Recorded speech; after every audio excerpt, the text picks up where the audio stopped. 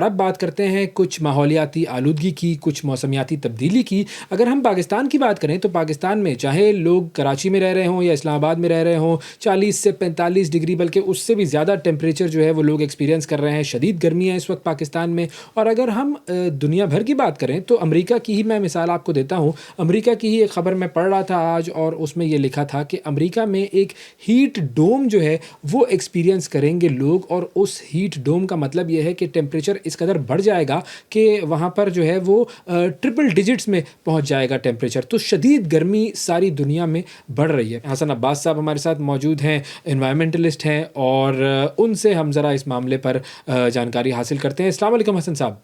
जी, वालेकुम अस्सलाम। बहुत शुक्रिया सर, प्रोग्राम के लिए आपने वक्त निकाला। सबसे पहले तो मैं ये चाहूँगा कि अभी हम जो बात कर रहे थे क्लाइमेट चेंज के हवाले से कि एक्सट्रीम टेम्परेचर्स लोग जो हैं वो पाकिस्तान में भी और दुनिया भर में भी एक्सपीरियंस कर रहे हैं। पहले पाकिस्तान की बात कर लेते हैं।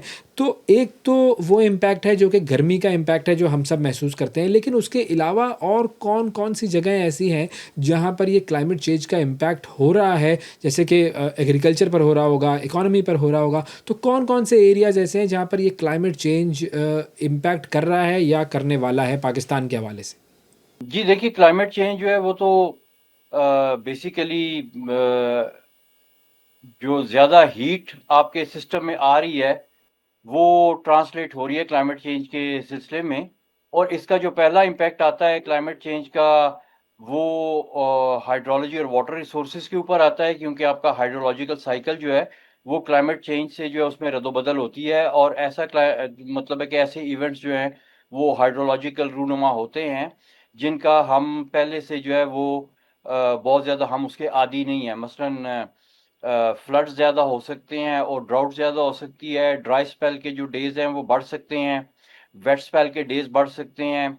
जो सीजन्स है आपके रेनफॉल के, वो आगे पीछे हो सकते हैं। मसलन हमने इस दफ़ा देखा कि सर्दियों में बारिशें बहुत कम हुई, लेकिन फिर एंड ऑफ द विंटर हमने काफ़ी बारिशें देखी। फिर अभी जो एक मानसून का है वो हम एक्सपेक्ट कर रहे हैं कि इस दफ़ा थोड़ा सा ज़्यादा होगा। तो ये इस किस्म के इम्पैक्ट्स हैं जो कि हाइड्रोलॉजिकल साइकिल से। दूसरा जो है वो ऑब्वियसली हीट है। तो हीट का जो इम्पैक्ट है वो ये है कि एक तो ये हीट वेव्स आती हैं, लोगों को गर्मी लगती है, और उससे जो है वो हीट स्ट्रोक और इस तरह की जो है वो प्रॉब्लम्स होती हैं। तीसरा इसका इम्पैक्ट जो है वो हमारी फूड प्रोडक्शन के ऊपर है, क्योंकि अगर हीट ज़्यादा हो जाए तो कुछ ऐसे फल हैं, कुछ ऐसी मतलब है कि हम जो अनाज उगाते हैं, उसकी पनीरी हो सकता है, या उसके बीज जो हैं वो ठीक टाइम पे जर्मिनेट ना करें, या इनफ जर्मिनेशन ना हो, या उनके फल पकने के टाइम के ऊपर ठीक टेम्परेचर ना हो, तो वो फल का जो है वो उसकी जो है वो जो क्वांटिटी रिक्वायर्ड है या एक्सपेक्टेड है उससे कम या ज़्यादा हो जाएं। तो ये इस किस्म के इम्पैक्ट्स हैं जो आपके एग्रीकल्चर सेक्टर को, आपके हाइड्रोलॉजिकल सेक्टर को और आपके हेल्थ सेक्टर को इम्पैक्ट करती हैं। तो मेनली हमारे जो क्लाइमेट के चैलेंजेस हैं वो यही हैं। तो जो वाटर स्कैसिटी है, वो कितना बड़ा इश्यू बन चुका है पाकिस्तान के लिए? ख़ास तौर पर जब हम ये देखते हैं कि भारत ने सिंध तास मुआहिदा जो है वो मुअत्तल कर दिया और अभी भी भारत की हठधर्मी बरकरार है। तो उसकी वजह से भी और वैसे भी पाकिस्तान में वाटर स्कैसिटी जो है वो कितना ज़्यादा असरअंदाज हो रही है, क्योंकि बहुत सारी ख़बरें ये भी आ रही हैं कि पंजाब में जो क्रॉप्स हैं उन पर बहुत ज़्यादा असर हो रहा है, एग्रीकल्चर पर बहुत ज़्यादा असर हो रहा है। देखिए ये जो वाटर स्कैर्सिटी के नाम के ऊपर लोगों को डराया जा रहा है, ये दुरुस्त नहीं है। हमारे यहाँ वाटर स्कैर्सिटी बिल्कुल भी नहीं है। हमारे पास बहुत ज़्यादा पानी है, और इंडस रिवर सिस्टम जिसके बीच में हमारी तकरीबन 90% आबादी रहती है, वहाँ पे तो बिल्कुल भी वाटर स्कैर्सिटी नहीं है। हाँ, स्कैर्सिटी है तो वाटर मैनेजमेंट की है और वाटर एजुकेशन की है, एट द हाईएस्ट लेवल। हमारे पास वाटर के एक्सपर्ट्स नहीं हैं, सीधी सी बात है। हमें पता ही नहीं कि हमारे पास कितने पानी के रिसोर्सेज हैं, हमें पता ही नहीं है कि उन रिसोर्सेज को इस्तेमाल कैसे करना है। हमारे यहाँ हर जो टेक्निकल मसला है पानी से रिलेटेड, वो सिविल इंजीनियर्स को दे दिया जाता है, और सिविल इंजीनियर अपनी तालीम और तरबियत के हिसाब से सिवाय कंक्रीट पोर करने के उसका कोई और हल निकाल नहीं सकते। ये काम है हाइड्रोलॉजिस्ट का, हाइड्रोजियोलॉजिस्ट का, वाटर एक्सपर्ट्स का, एनवायरमेंटलिस्ट का, और जो आपके हैं प्लानर्स होते हैं उनका काम है। जो आपकी म्युनिसिपल प्लानिंग है, आपकी एग्रीकल्चरल प्लानिंग है, ये लोग हैं जिनका काम है कि ये इस चीज़ के ऊपर अपने जो है वो प्रोजेक्ट्स बनाएँ। लेकिन हमारे यहाँ क्या है कि हर चीज़ जो है वो सिविल इंजीनियर्स के हाथ में चली जाती है और सिविल इंजीनियर हर वो सिविल इंजीनियर जिसने कोई एक डैम के ऊपर काम कर लिया, कोई जिसने और इस तरह के वाटर रिलेटेड इंफ्रास्ट्रक्चर पे काम कर दिया, वो अपने आप को पानी का एक्सपर्ट भी समझना शुरू कर देते हैं और हम भी उसको पानी का एक्सपर्ट समझना शुरू कर देते हैं। आप सिव आप डैम बनाने का प्रोजेक्ट करने के बाद पानी के एक्सपर्ट नहीं बनते, आप किसी कंक्रीट पोरिंग के एक्सपर्ट हो सकते हैं, आप जियोटेक्निकल इन्वेस्टिगेशन के एक्सपर्ट बन जाते हैं, आप प्रोजेक्ट मैनेजमेंट के एक्सपर्ट बन जाते हैं, लेकिन पानी के एक्सपर्ट आप नहीं बनते। अच्छा, एक और चीज़ मुझे बताइएगा कि बड़ी जो है वो ट्री प्लांटेशन कैंपेन्स हुई और बहुत दरख्त लगाए गए, तो उसका क्या इम्पैक्ट हुआ पाकिस्तान के एनवायरनमेंट पर और टेम्परेचर पर? और अगर नहीं हुआ तो क्यों नहीं हुआ? और अगर हुआ है तो अब उसको मज़ीद कितना बढ़ाने की ज़रूरत है? अगर आप एनवायरनमेंट की फ़िक्र नहीं करते और आप हर उस जगह पे जाके दरख्त लगाने की कोशिश करते हैं जहाँ पे दरख्त लगाना मुश्किल है, तो फिर आपके बहुत कम दरख्त जो हैं वो जर्मिनेट करेंगे और उस तरह का फ़ायदा नहीं होगा। इसकी मिसाल मैं इस तरह से दूँगा कि अगर आप अपने जो दरियाओं के रास्ते हैं, ये जो आपके बड़े-बड़े दरिया हैं, आपने इनके इर्द-गिर्द एंक्रोचमेंट कर दी है, आपने दरियाओं के रास्ते छोटे कर दिए हैं, उधर कंक्रीट पोर कर दी है, बंद बना के दरियाओं के रास्तों को छोटा कर दिया है। अगर आप सिर्फ दरिया को उसका रास्ता दे दें, यानी जो कुदरत ने दरिया के गुजरने का रास्ता बनाया था, उसको आप खाली कर दें और उसमें आप इस तरह से मैनेजमेंट करें कि जब पानी दरिया में ज़्यादा हो तो वो फैल जाए, उससे वो ग्राउंड वाटर को भी रिचार्ज करेगा और माहौल भी बेहतर होगा, तो उसमें खुद ब खुद दरख्त लगना शुरू हो जाएँगे। यानी अगर आप रिवर कॉरिडोर मैनेजमेंट करते हैं, तो आपके बिलियंस ऑफ ट्रीज़ जो हैं वो कुदरती तौर पे वहाँ पे एनवायरनमेंट लगा के देगा आपको, क्योंकि यहाँ पे दरियाओं के किनारों पे पहले जंगल हुआ करते थे, हमने वो जंगल काट दिए हैं। अब हम दरिया से दूर जाके जहाँ पे बंजर पहाड़ हैं, उनके बीच में अगर आप प्लांटेशन करेंगे, तो वो पहले भी बंजर थे, वो उधर अभी भी बहुत मुश्किल से ये काम होगा। अच्छा, एक और चीज़ मैं आपके गोशगुज़ार करना चाहूँगा कि इस बार जो बजट पेश किया गया है, उसमें क्लाइमेट चेंज की जो मिनिस्ट्री है हमारी, उसके बजट में की गई है कमी और 3.5 अरब से उसका जो बजट है, वो कम करके 2.7 अरब कर दिया गया है। अब इस तरह के जब इक़दामात सामने आते हैं, तो उनका क्या इम्पैक्ट होगा? और क्या आपको लगता है कि कोई विल मौजूद है हमारी हुकूमत में क्लाइमेट चेंज से सीरियसली डील करने के हवाले से? देखिए, ये तो आप किसी गवर्नमेंट वाले से पूछें, मुझे क्या पता वो कितने सीरियस हैं, कितने नहीं हैं। अगर पहले उन्होंने 3 बिलियन का बजट दिया है क्लाइमेट मिनिस्ट्री को, अभी 2.7 का दिया है, तो ये रकमें भी कुछ छोटी तो नहीं हैं। इससे भी हमने तो ये देखना है कि एज़ ए सहाफ़ी, as a taxpayer, as a citizen, हमने ये देखना है कि ये बजट कहाँ पे खर्च हुआ। और इसमें ये बात देखने वाली है कि क्या इन्होंने वो फिर कंक्रीट पोर करने में ये बजट लगा दिया कहीं पे, या इन्होंने वाकई कोई एनवायरनमेंट से रिलेटेड काम किए हैं। तो इसका जो जवाब है वो तो सही तरीके से आपको गवर्नमेंट ही दे सकती है।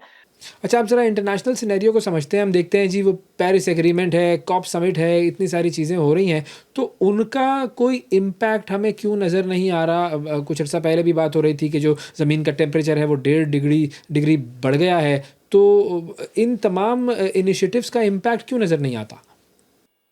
जी देखिए, उनका जो इम्पैक्ट है वो तो डेफ़िनेटली इस वक़्त दुनिया जो है वो इसी चीज़ को एनालाइज़ कर रही है कि इन कॉन्फ्रेंसेस का इम्पैक्ट कितना है। क्या कहीं पे जो rate of carbon dioxide emissions हैं वो दुनिया में ओवरऑल कम हुआ है?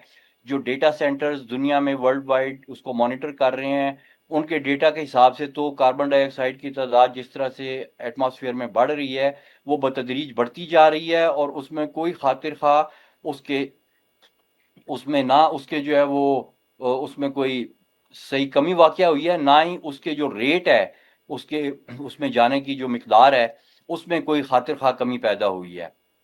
अच्छा, एक और टर्म आजकल बहुत ज़्यादा यूज़ की जा रही है, वो है क्लाइमेट जस्टिस की। ये इसका क्या मतलब होता है?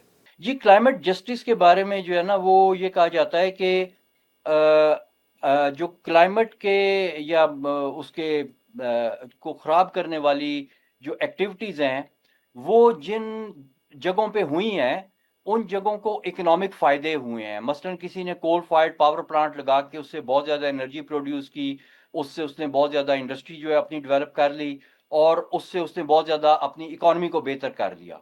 लेकिन जो उसका नेगेटिव इम्पैक्ट है, उससे किसी जगह पे सैलाब ज़्यादा आ गए, किसी जगह पे बारिशें ज़्यादा हो गईं, किसी जगह पे ड्राउट आ गया, किसी जगह पे कैत साली, खुश्क साली हो गई, तो वो जो नुकसान है वो कहीं और हो रहा है। तो इसको हम क्लाइमेट जस्टिस के तनाजुर में जो है आजकल डिस्कस करते हैं कि फ़ायदा किसी और ने उठाया है और नुकसान किसी और का हुआ है। अच्छा, जो बड़े-बड़े ममालिक हैं दुनिया के, उन्होंने क्लाइमेट फाइनेंस के हवाले से बड़े प्लेजेस किए थे कि जी अरबों डॉलर वो देंगे, तो उसका क्या हुआ और पाकिस्तान को कुछ मिला या नहीं मिला और उसका कोई इम्पैक्ट हुआ या नहीं? अभी हाल ही में मिस्र में एक एयरपोर्ट बना है। उन्होंने क्लाइमेट फाइनेंस में से कुछ पैसे लिए। अब देखने में एयरपोर्ट बनाना उसका क्लाइमेट से क्या ताल्लुक, लेकिन उन्होंने ये कह के पैसे लिए कि हम इस एयरपोर्ट को चलाने के लिए इसके साथ एक सोलर पार्क लगा रहे हैं और इसकी 100% जो एनर्जी है वो रिन्यूएबल सोलर से आएगी। तो उस तरह से वो जो कार्बन फुटप्रिंट एक पैदा होना था बिजली पैदा करने का किसी और तरीके से, तेल जला के, फर्नेस ऑयल से या कोयले से, वो नहीं होगा, बल्कि ये पूरी की पूरी जो नई फैसिलिटीज है वो टोटल रिन्यूएबल एनर्जी के ऊपर चलेगी। तो इस प्रोजेक्ट की बेस पे उनको क्लाइमेट फाइनेंस में से कुछ पैसे मिले, तो वो बन गया।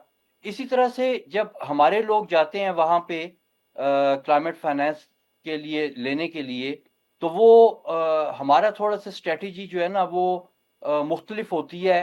हम बजाय के कहें कि भाई हमने ये प्रोजेक्ट करना है और इसके लिए हमें क्लाइमेट फाइनेंस में से पैसे चाहिए, और हम उस प्रोजेक्ट को इस तरह से प्रेजेंट करें कि जिससे पता चले कि इससे इतनी जो है वो हवा में से कार्बन डाइऑक्साइड कम होगी, ये वाले green financial engines, energy engines हमारे प्रोजेक्ट के बीच में जो है वो काम करेंगे। तो इस तरह का प्रोजेक्ट ले जाने के बजाय हम वहां पे जाके तो अपनी एक दास्तान गम सुनाते हैं। हम कहते हैं कि जी सैलाब आए तो हमारे इतने लोगों के घर टूट गए, इतने लोग जो हैं वो बेघर हो गए, इतनी फसलें तबाह हो गई, इतना इंफ्रास्ट्रक्चर तबाह हो गया, तो हमें कुछ दे दो। अब वो कहते हैं कि कुछ दे दो, तो तुम उस दे दो का क्या करोगे? तुम्हारे पास कौन सा प्रोजेक्ट है जिसके ऊपर तुम वो पैसा लगाओगे? तो आप कहते हैं जी वो जिन लोगों के घर सैलाब में बह गए हम उनको घर बना के देंगे। तो वो पूछते हैं जी आप घर कहाँ बना के देंगे? कि जी जहां से उनके घर टूटे हम वहीं पे बना के देंगे। वो फिर आपको कहते हैं कि जी अपना प्रोजेक्ट ठीक करो, अगर आप वहीं पे घर बनाओगे तो अगले सैलाब में वो फिर टूट जाएंगे, फिर आप हमसे पैसे लेने आ जाओगे। तो आप अपना कोई इस तरह का प्रोजेक्ट लेके आओ जो इन लोगों में रेजिलियंस पैदा करे, इन लोगों को पहले अगर डिजास्टर हुआ दोबारा उस डिजास्टर से उनको नुकसान ना पहुंचे। तो हम लोग अभी तक बहुत पीछे रह गए हैं। हम इस क्लाइमेट फाइनेंस से हर साल जो है वो पैसे ले सकते थे, लेकिन अभी तक हमने कोई इस तरह के अच्छे प्रोजेक्ट नहीं सोचे जो कि माहौल दोस्त हों और हमें मजबूत करते हों क्लाइमेट के जो इम्पैक्ट्स हैं उनके अगेंस्ट। तो इसलिए हमें अभी इसमें से कोई खास पैसे नहीं मिले। और फाइनली सर आखिरी चीज़ मैं आपसे पूछना ये चाहूँगा कि ये जो जंगें हो रही हैं इस वक्त दुनिया में, रूस और यूक्रेन का तनाज़ा कई साल से चल रहा है, फिर उसके बाद हमने देखा कि गज़ा पर जो फ़लस्तीन पर जो इसराइली बमबारी हुई और जिस तरीके की एक तरीके से उन्होंने जुल्म व सितम की नई दास्तान रकम की है, और अब फिर जो है वो ईरान पर हमले हो रहे हैं, तो ये जंगों का क्लाइमेट पर कितना इम्पैक्ट होता है? देखिए जंगों का इम्पैक्ट आज तक ना कभी क्लाइमेट पे अच्छा हुआ है, ना कभी जो है वो ह्यूमन सिविलाइजेशन पे अच्छा हुआ है। जंग एक इंतहाई मैं कहूँगा कि मूजी मर्ज है जो कि अनफॉर्चुनेटली बदकिस्मती से नोए इंसानी में पाया जाता रहा है और अभी भी पाया जा रहा है।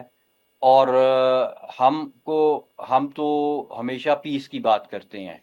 वही जो आपकी चीज़ें मसलन आज हम हिंदुस्तान और पाकिस्तान पानी पे जंग करने की बातें कर रहे हैं, जबकि यही पानी जो है ये इंस्ट्रूमेंट ऑफ पीस भी बन सकता है।